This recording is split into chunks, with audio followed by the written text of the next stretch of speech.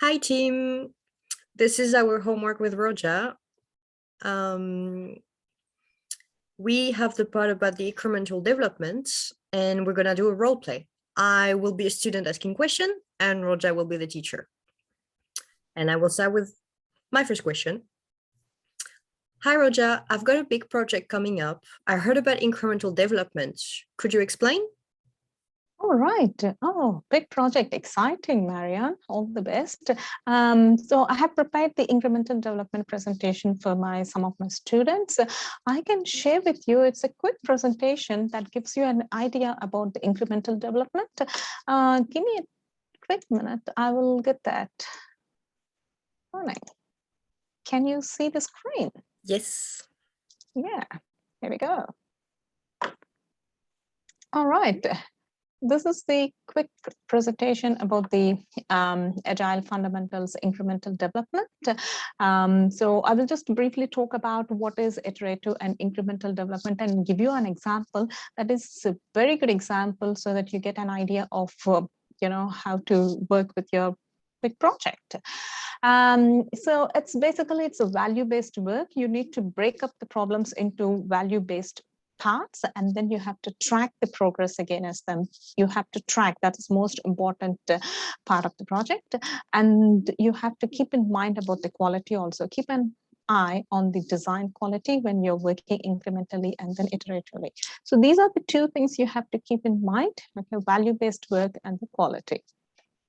All right, I'll give you an example. In the first iteration, the sprint goal is to produce a plain donut. So as a plain donut, that's the end of the sprint the team have to produce. Here we go. So they have produced this. In the second iteration, their goal is to produce a glazed donut. So that's what they have produced. So now you can offer two products to the client. The first one is the plain donut. You can even sell, that is the minimum viable product. You can sell that, or you can even sell this chocolate coating one. In the third iteration, based on the feedback or whatever the product owner wants, the sprint goal is to produce a glazed donut with the sprinkles. So that's what it is. And the third iteration, the sprint goal is to produce a glazed donut filled with custard.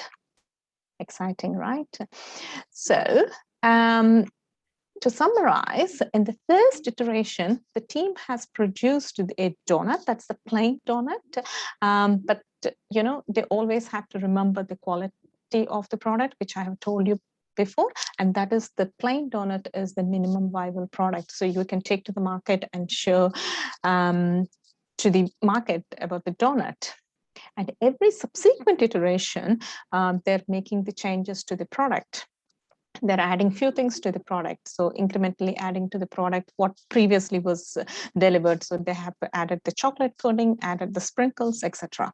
So in addition at the end of the project, that's the 4 iterations, you've got every sprint a new product which either you can offer to the product or you can offer to the client the last product. What do you think, Marion? That is the end of my presentation. Did you get an idea of this? Yes, that was really clear. Thank you very much. Now, thanks to your explanation, I can see the value of incremental developments, and I can pretty much get going with my team. I can now run iteration. Thank you, Rojaa. Thank you. Catch you later.